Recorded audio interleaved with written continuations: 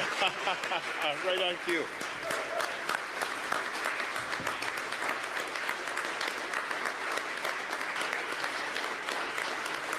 Hello and welcome, everybody. Man, it is good to see more people than seats in a room of Liberals here in Nova Scotia. Look, I can tell you it's a great pleasure to be here. Bonjour et bienvenue tout le monde. C'est un plaisir d'être ici sur une location historique dans l'histoire de notre pays. Pier 21 obviously plays an extraordinary role in this country's history, being the place where so many Canadians and their families were first welcomed to Canada. And it's wonderful to be able to gather for such an important event at a location with such history behind it. Look, I've got an incredible honor this morning of introducing you to a friend and someone I'm supporting in the upcoming leadership race. But I thought I'd offer just a few short reflections before I do. This is an exciting time to be a Liberal.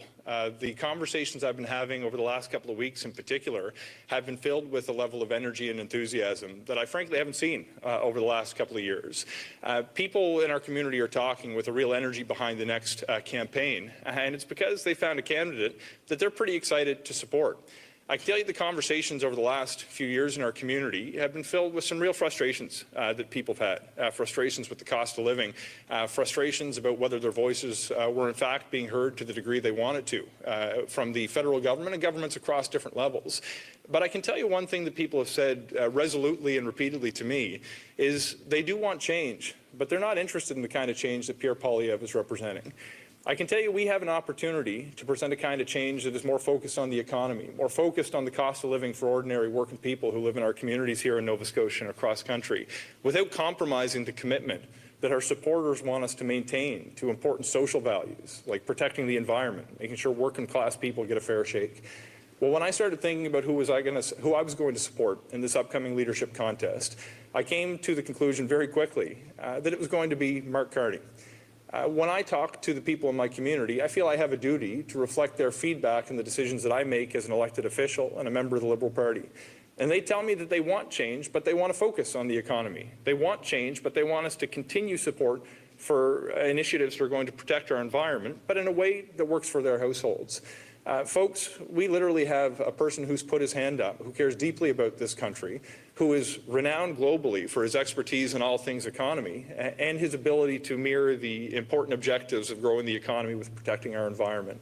These are the reasons that I'm supporting Mark Carney to become the next leader of the Liberal Party of Canada and indeed our country's next Prime Minister. I can tell you through my conversations I have had with Mark over the last number of months, he's deeply committed to this country and importantly to the people who call it home. Ladies and gentlemen, it is my honour and privilege to introduce you to the next leader of the Liberal Party and Prime Minister of Canada, Mr. Mark Carney. Thank you. We always, there's not a Liberal, and bonjour tout le monde, hello everyone. Thank you, Sean, for that very generous introduction. Thank you all for being here. Thank you for your commitment. Merci pour ton appui, ton engagement pour notre pays, pour notre parti. You always have to adjust these after. There's not a Liberal who doesn't have to adjust the microphone after Sean Fraser has spoken. Kwe. Bonjour tout le monde. Kwe. I'd like to acknowledge that we are gathered here on the ancestral and unceded territory of the Mi'kmaq people. The people of the Mi'kmaq Nation have lived on this territory for millennia, and we acknowledge them as the past, present, and future caretakers of this land. You know, it is a pleasure to be here in Halifax. Again, Sean, thank you for being here. It's great to see so many familiar faces from here and from across the country, and particularly to be up here on the stage with Darren, Cody, Jaime, and Mike. This is a great Liberal team in Nova Scotia, and we are going to move forward for this country, and we are going to win this election and make this country much stronger.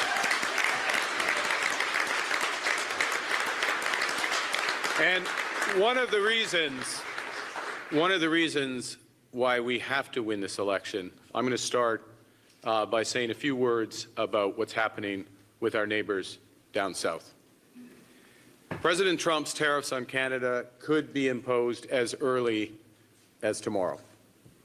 And I've been in regular contact with our ministers who are down there, meeting with their counterparts, including Foreign Affairs Minister Joly, Finance Minister LeBlanc, Minister McGuinty. I just want to be absolutely clear that I and my fellow Liberals stand foursquare behind their efforts. President Trump thinks Canada will cave in. We will never, ever bow down to a bully. Canadians will always stick together. And we won't stand by as tariffs hurt our workers and their families. Canadians need to remain united. Now, let me be clear. This situation, unfortunately, could not be more serious. And at times like these, we need serious leadership and a serious plan. I'm ready to stand up for Canada. Who's with me?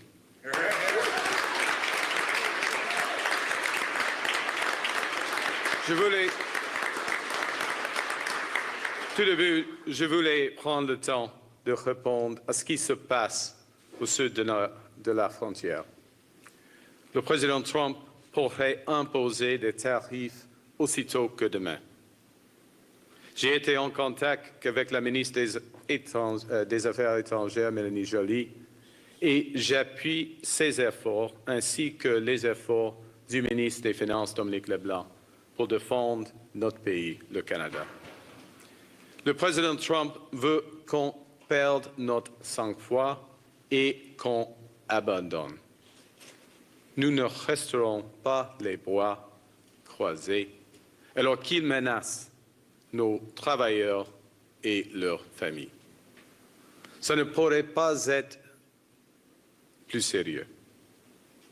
Et dans des situations de crise, nous avons besoin de leadership sérieux et d'un plan sérieux. Je suis prêt à me tenir debout devant Trump et à défendre notre pays. Now, well, President Trump and some Americans may be turning back the clock on climate action. As Sean Fraser just indicated, we're picking up the pace. We're here today to address, in effect, three major issues that are wrapped into one big one. First, how to help hardworking families to finally get ahead. Secondly, how to boost the competitiveness of Canadian companies. And thirdly, how to build the strongest economy in the G7. All of these issues, each of these issues, is affected by how we as Canadians play our part in addressing climate change. Now, before I go into our plan, I want to say a few words about myself. I'm not a politician. I'm becoming a politician, but I'm not a politician.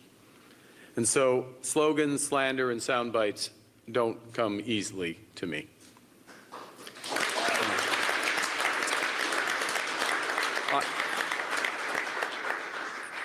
And because I'm not a politician, I don't like press releases that are dressed up as policies. So if I see a politically expedient but half-baked solution, I'll reject it. What I am is a pragmatist. So if I see that something isn't working, I'm going to change it. And today is about change, but it's not about cosmetic change. It's about the right change that puts money in people's pockets. It's about change that makes our companies more competitive. It's about change that builds the strongest economy in the G7. Now, when Pierre Poilievre says we have to choose between fighting climate change and growing our economy, he's lying to us. Mais Pierre Poilievre nous dit qu'on doit choisir entre lutter contre les changements climatiques ou bâtir notre économie. Et la vérité, c'est qu'il nous ment. Canadians have had more than enough of such division and confusion. With Canada now under attack, It is time to come together. And since Canada's current climate policy has become too divisive, it's time for a new, more effective climate plan that everyone can get behind. It's a plan that makes our economy more competitive, it grows good jobs today, and it will grow better ones in the future. You know, friends, there are literally billions of dollars of investment on the table and millions of jobs at stake. So here's how our new plan works. My government will immediately remove the consumer carbon tax.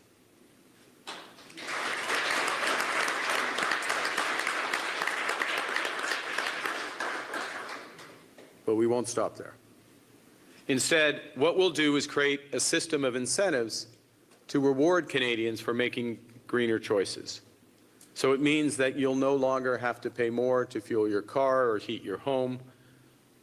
But when you choose an energy-efficient appliance or an electric car or home insulation, you will be rewarded, and we will get the big polluters to pay for it.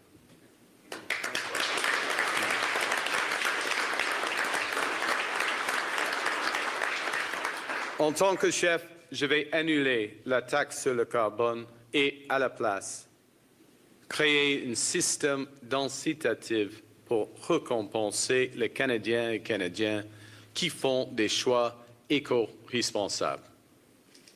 Vous n'allez plus devoir payer plus pour faire le plein ou pour chauffer votre maison. En choisissant d'acheter un électro qui consomme moins, un véhicule électrique ou mieux isoler une maison, vous serez récompensé. Et nous allons faire payer les grands pollueurs. Now, let me be clear. If we were only to remove the carbon tax, we'd create two problems. First, Canada's emissions would not decrease as rapidly as before. And secondly, most Canadian households would be worse off because of the end of the rebate. Pierre Poilievre, with his simplistic and misleading axe the tax, doesn't care about either problem.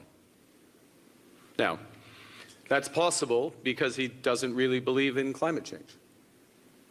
Or it's possible he thinks that Canada, for the first time in our history, should be a free rider on a massive global problem, leaving for other countries to solve. It's certainly clear that he doesn't really understand how important that money in the rebate is to hardworking families across the country. But we get it. We care. And that's why our plan will directly solve both problems by both implementing new climate policies that are at least as effective in lowering emissions and by bringing forward new economic measures that will make Canadian families better off.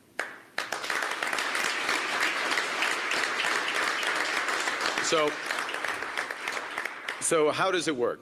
First, as I mentioned, to help Canadians invest in greener policies, we'll have the big polluters pay for climate incentives by developing and integrating a new consumer carbon credit market into the industrial pricing system. That way we ensure that taxpayers aren't on the hook for consumer climate incentives, while we still provide price certainty for households when they make climate-smart choices. The second thing we'll do is, with a new Made in Canada competitiveness strategy, my government will improve and tighten the output-based pricing system for large companies. We'll extend it to 2035, and we will speed up approvals of clean energy projects. That's okay. Thirdly, it's important. It is actually important. See, Cody knows just how important that last bit of that phrase is, because we got to get moving.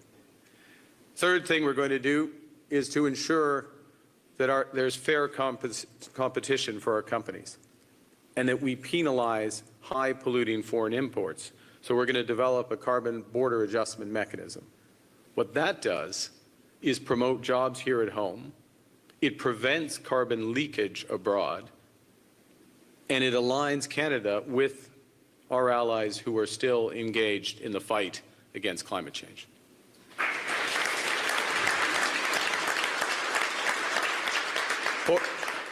Pour que nos entreprises puissent mieux concurrencer et que les importations polluantes paient le juste part, on va mettre en place un mécanisme d'ajustement carbone aux frontières. Ça va protéger nos emplois, éviter la pollution se déplace ailleurs et nous aligner avec nos alliés dans la lutte contre les changements climatiques. The fourth thing we will do is to build Canada's competitiveness. And we'll do so by boosting investments where they're needed the most. My government will provide greater investment tax credits, more Canada Growth Fund initiatives, and major provisions for accelerated depreciation of private investments. And these will all reinforce the incentives created by those changes to the output-based pricing system. What's the bottom line? Canada can become a clean energy superpower and make the most of our existing oil and gas resources during the transition.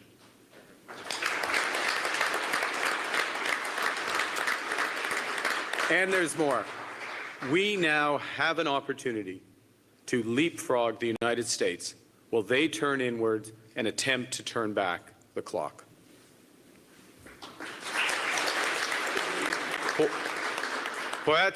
Pour attirer les investissements là où on a le plus besoin, mon gouvernement va bonifier des crédits d'impôt à l'investissement, élargir les initiatives de fonds de croissance du Canada et accélérer l'amortissement des investissements privés. Ça va renforcer les incitatifs créés par notre réforme du système de tarification. Le Canada a tout pour devenir une superpuissance en énergie propre, tout en maximisant nos ressources énergétiques pendant la transition. Et on peut même dépasser les États-Unis pendant ce qu'ils se replient sur eux-mêmes en regardant en arrière. And lastly, to finance these good Canadian jobs and great economic growth, our government will move quickly to finalize and implement the Made in Canada Sustainable Investment Guidelines. We'll implement a taxonomy for every priority sector and mandate broad coverage of climate risk disclosure. And this is the key point, and I want to be absolutely clear. We will do all of this while remaining laser-focused on lowering costs for Canadian households.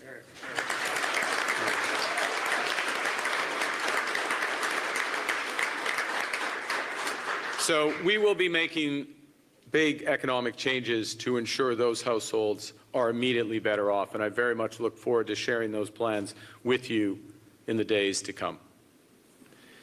Nous allons apporter des grands changements économiques pour améliorer immédiatement la solution ces ménages canadiens.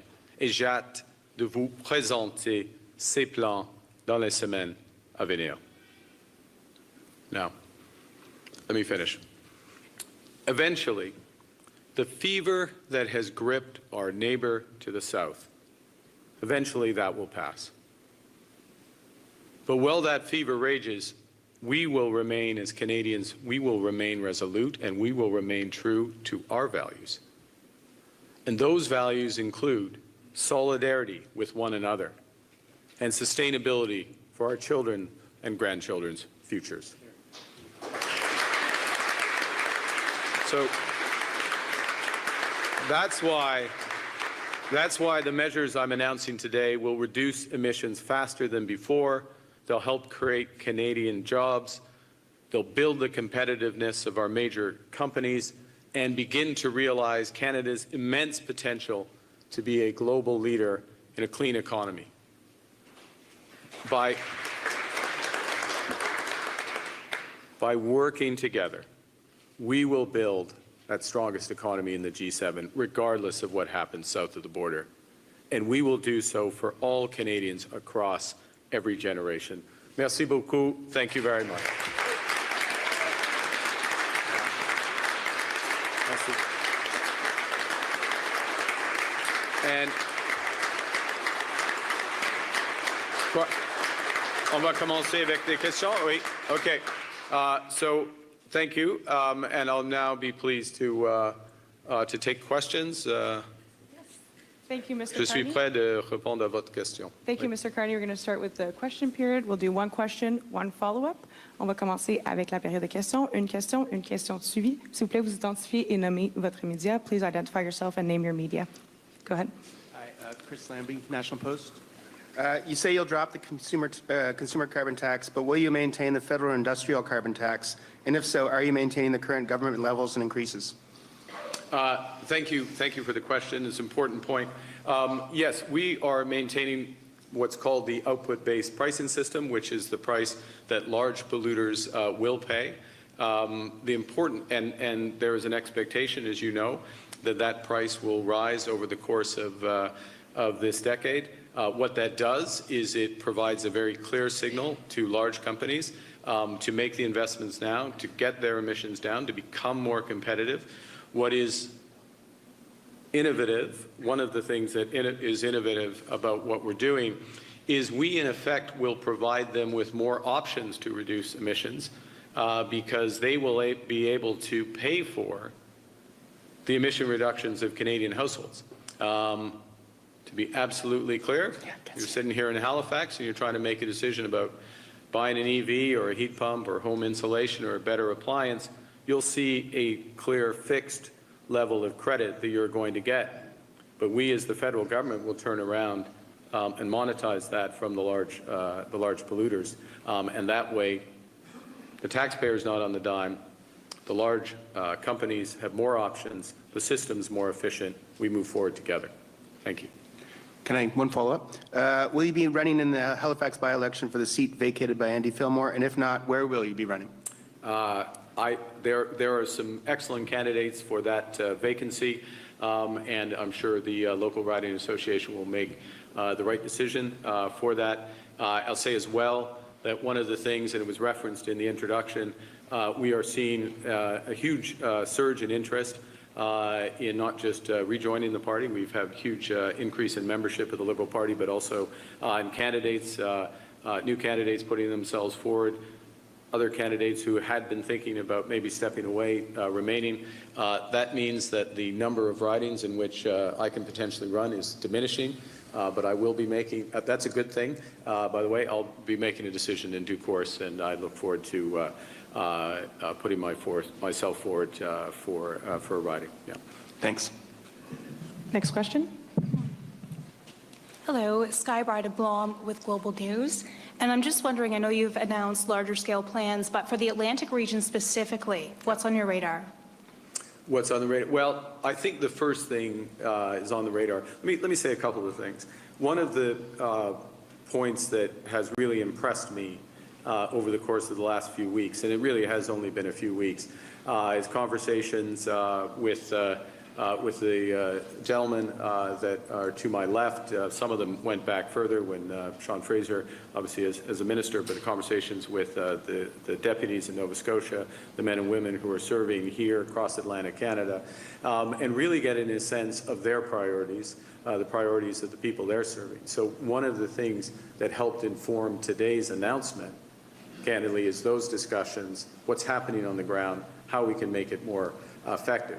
Second thing that's absolutely clear, it's a big issue across Atlantic Canada. Well, it's a big issue in the major centres, particularly in Atlantic Canada, is around housing, and how do we reinforce that? We'll be saying more about that. I'll say a third thing, and I'll stop on this, which is perhaps more unique to this region, which is how do we get the Department of Fisheries and Oceans to be more effective for the region, closer to the region. And there are some very good ideas about how to do that. We want to work that through because, let's face it, you know it, these people know it, you know it. Canada's a big country, and coast to coast to coast means different things for policies, and being close to the fisheries is incredibly important. And I think we'll come up for a solution that works both for Atlantic Canada and the other coasts as well. And And just following up, I also had a question about a colleague as well has dropped out of the leadership race to back you and is from this region. What does that mean to you? It means a tremendous amount. I'd say the first thing, immense respect for Jaime and him stepping up in the leadership race and profiling the crucial issues around reconciliation. There are many issues with respect to that. That is unfinished work. The country has made progress, and I salute the current government for making it a priority. It will be a priority for me as well, and we focused on specific aspects that we can move forward. Economic reconciliation is a very large part of it, but there is much more than that. And I'm very pleased that Jaime is part of our team and that we'll all be working going forward. Thank you. Next question, Bloomberg? Or Globe and Mail. Hi, Mr. Carney. My name's Lindsay Jones. I'm with the Globe and Mail. And my question is, in the past, you've supported the carbon tax and defended Prime Minister Justin Trudeau's stance on the carbon tax. Why now? Why are you, coming up with this now? Well, I think there's two things, Lindsay. One is that, and that's right, and it's worked. It has had some impact in terms of reducing our emissions, making things more efficient. But as I said in my remarks, and I think certainly colleagues would know and people would know, it has become very divisive for Canadians. It's the perceptions of the impact, the negative impacts of the carbon tax on households without fully recognizing the positive impacts of the rebate has made this more of a divisive issue. It's been fed by misinformation and lies, quite frankly, by the leader of the opposition, but okay. We are in this situation. And it's important that climate policy has broad buy-in. There's a better way to do things. We've worked on coming up with a better way to do things, which keeps an element of the price on pollution, the most important element, which is the industrial price. And I'll just point out for those who may be interested that really what we're looking at is almost 90% of the emissions reductions are coming from the industrial side. So a little more than, it depends on the year, but somewhere around 10, 11% coming from households. So we've worked a way where we're going to get greater reductions on the industrial side, some household reductions driven by incentives, the carrot, not the stick, and have those industrial users pay for them. So this is a better, in the end, it's a better solution that builds off of what was there before. Okay, and in relation to what's happening in the U.S., what are you proposing Canada can do about the tariffs that you say maybe, that we all know may be coming into effect tomorrow? So the first thing is to say, and as I alluded to at the start of my remarks, is we have a government in place. We have negotiators literally at the front line with the Foreign Affairs Minister, the Minister of Finance, Minister of Public Safety are in Washington having discussions with their American counterparts and stand foursquare behind them.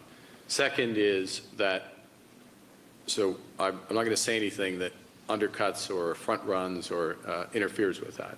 But to be clear, we have many cards. We're keeping all our cards. We're not turning over any of our cards face up. First and foremost, what you need to do in any negotiation is strengthen your outside option. And our outside option is to walk away. Our outside option is to strengthen our economy now. This is one of many measures we have to strengthen the economy in the near term and over the medium term, and we will take those. We clearly have signaled, and there should be no doubt for anyone in the United States, that we will impose retaliatory dollar-for-dollar tariffs if these measures are put in place. We will target those tariffs where they have maximum impact in the United States and minimum impact in Canada. We will support our companies and workers that are most affected. We'll recycle the money from those tariffs to support them. There's much more we can do, and I'll just add this to it, which is consistent with other public comments, is that we have an opportunity to reinforce the strength of our economy. We have an opportunity to make our economy work better as one economy, and we have an opportunity, as I said in my remarks, candidly, to take advantage of what's happening in the United States. They're taking their eye off the ball on some big issues that are going to be fundamental, not just to the future of our planet, but to the competitiveness of companies. So let's take advantage of that and move forward. Thank you. Thank you. Next question, CTV. Hi, Mr. Carney. Callum Smith with CTV. I guess I just wonder why you're releasing this level of platform detail here in Atlantic, Canada, and how important is this region for you, first as a leadership candidate, and secondly to the Liberal Party as a whole? Well, first to say, let's start with the second part. Incredibly important to the Liberal Party, to the country as a whole. So many of the best ideas, energy, for the party, for the country, have come from Atlantic Canada, have come from Nova Scotia. As I said earlier, just in an earlier response, part of the benefit of discussing and listening to MPs, listening to their ideas over the course of the last few weeks has been to inform policy. Now, I'm not one to hold something back and wait to release a policy. We need to get moving, right? We're for a variety of reasons. It's not just about campaigning, but it is not an overstatement to say that we're in a crisis caused by the actions of the president, reinforcing real pain that Canadian households have felt, and we're about solutions, and we're going to put those solutions out in front of Canadians and look for their confidence so we can put them into place. That's what's at stake. Let's take this issue here today on climate change. Pierre Poilievre, as you've heard thousands and thousands of times, would axe the tax. That's it. That's all he cares about. That's it. Doesn't care about households being worse off, doesn't care about our companies being less competitive, doesn't care about the future of the economy, certainly doesn't care about the planet. We care about all those things, and we're dealing with all those things, starting first and foremost with those households and getting their costs down, but we're able to do more than one thing at one time, and that's why this is so important. Speaking of household costs, I guess I just wonder, can you detail these carbon credits a bit more? You talk about greener choices being rewarded. What do you mean by that, and how will that differ from, say, the carbon tax rebate? Yeah, that's a great question. So what we will roll out once in government is the specific credit levels for EV purchases, appliance purchases, whether it's heat pump, home insulation. So households are looking at fixed level dollar levels of rebates that they will get for taking those steps. And I should add, maybe just for the avoidance of doubt, I didn't mention this, but the way the system works, it's large companies that are affected by the output-based pricing system. So small and medium-sized companies that have relatively low carbon footprints, this also affects them. The carbon tax comes off them as well. Then they get a choice, and we'll design the incentive system for them. They get a choice whether to reduce emissions and also benefit from these types of credits. So we'll show those specific amounts to households for the various actions, small businesses. And then we as a government will take the emission reductions, those credits, and we will let them be sold into the output-based pricing system market, which has a credit system.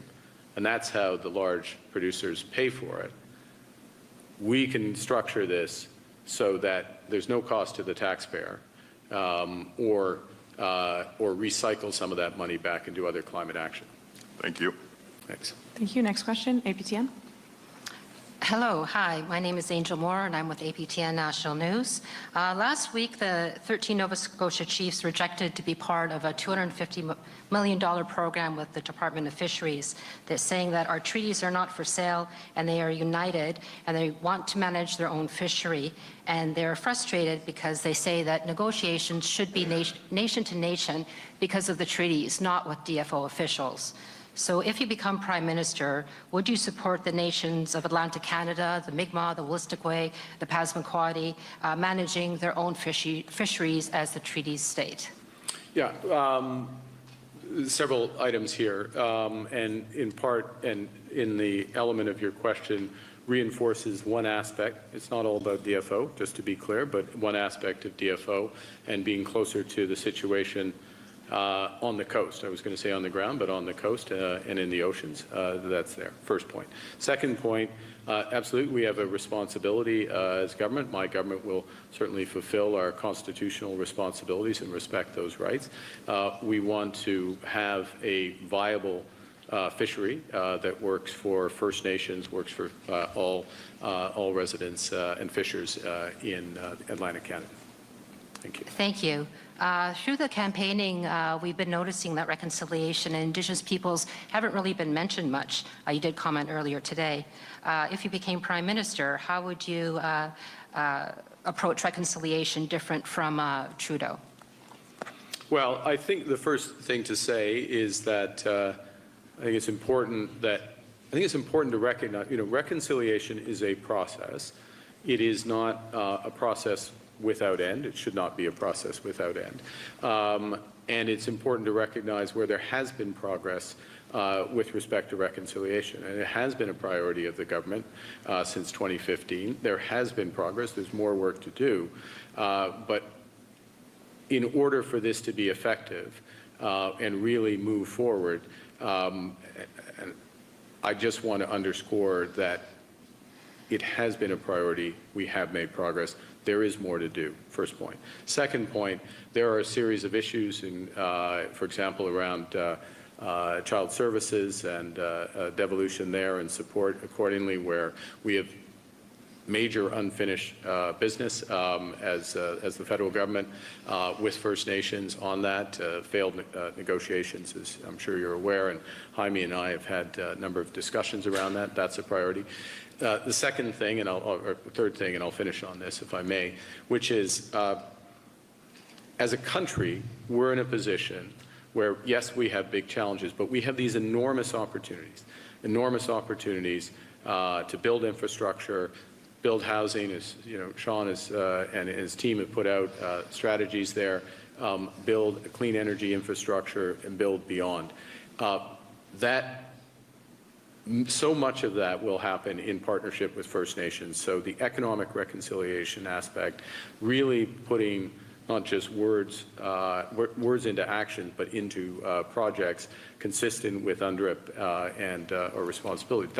That is a huge element of of our initiatives, and I think it's going to be a very exciting time to move forward on reconciliation going forward. Thank you. Merci, thank you. We'll have time for two more questions. Deux dernières questions, une en français, Radio-Canada. Bonjour, mon nom est Agathe Boucard, je travaille pour Radio-Canada. Vous promettez d'abolir la taxe carbone, mais allez-vous garder le plafonnement des émissions des secteurs gaziers et pétroliers? Deuxième partie, je vais garder quoi? Oui, est-ce que vous allez garder les plafonnements des émissions des secteurs gaziers et pétroliers? Oui. En bref, oui. On va garder, on va renforcer en même temps les incitatifs afin des grands investissements, par exemple comme Pathways, les réductions de carbone en place. On va renforcer ces incitatifs en même temps afin d'améliorer, afin d'atteindre le plafond. Merci. Prochaine question, last question, dernière question. Luke Ettinger with CBC News. You say you want to leapfrog the United States and create alliances with other nations fighting climate change. Who specifically would you align with, and what would that look like? Well, I think the first thing to say is that, and I have direct personal experience with this, that virtually every nation at present is taking it more seriously than the new U.S. administration. Virtually every nation. And one way I can demonstrate that in concrete terms is if you look at the investment in energy, power, over the course of the last year, over 90% of it was in clean energy. Now, why is it in clean energy? It's partly for for domestic pollution reasons. It's largely because increasingly it's the lowest marginal cost source of energy. It's also because big manufacturers don't want to have a carbon footprint from their energy sources as they change where they invest around the world. So, and the leaders with respect to the scale of the shift, obviously it would include the European Union, it would include the United Kingdom, it would include a number of major economies in Asia that are fast-growing economies. Now, we have broader issues with some of those economies that we need to resolve, and we'll be resolute in coming to a conclusion on those. But it is a very large footprint of the world that is like that, and a consequence of that. You see, one of the things we have to do as a government, certainly we have to do as a country, is we have to manage the present. We need to focus with respect to climate change on what's happening to people's everyday costs and earn the right to win the future. That's what this plan is putting in place. Right? It's recognizing the impact on households, making them better off, giving them incentives to move, and at the same time, we're able to do more than one thing. We're able to realize that the world is shifting where one of the biggest determinants of competitiveness in any industry is going to be what your carbon footprint is. And we can own this. We can absolutely own this as Canada. This is our moment. This is our time. We're going to leapfrog the United States while they've turned inwards and trying to turn back the clock. They'll come around eventually. And when they come around, we're going to be ahead of them. On making you. big Sorry, this is polluters what pay, puts how are an you end- going to ensure Sorry. that those big polluters don't pass on the cost to hardworking Canadians, as you say? Well, you've got to look at what the big polluters are producing versus where that's consumed. So I'm Dofasco, I'm a steel company. I'm not passing on my costs down through to the level of the consumption product. Let me give you another example. When you look at the final value add, for example, I'm going to pick our steel companies again. In terms of the final value add impact of changes, we're talking in the tens of dollars into autos. So there's ways that that ensures that it doesn't come back down, in part because the nature of the polluters are there, and the fact that we integrate this with a carbon border adjustment mechanism. And in the end, what we're going to see is much bigger incentives for households, a more choice, and this is a crucial point, and I'll maybe end with this if I could, more choice for those large companies on how they get emissions down, okay? So they have the options immediately of reducing their emissions or working to reduce their emissions, but they also can pay Canadians to reduce our emissions. In both cases, our emissions come down. And it's a much more efficient system in order to do it. It will have a big impact, and it's going to ensure that taxpayers' money, that precious resource, that we can devote as a government to other priorities of Canadians, keeping their taxes down and ensuring that we continue to pay for crucial social services from health care at the provincial level to child care, dental care, old age pension, and beyond. Great. Thank you. This Merci is what puts an beaucoup. end to our Thank you. press conference.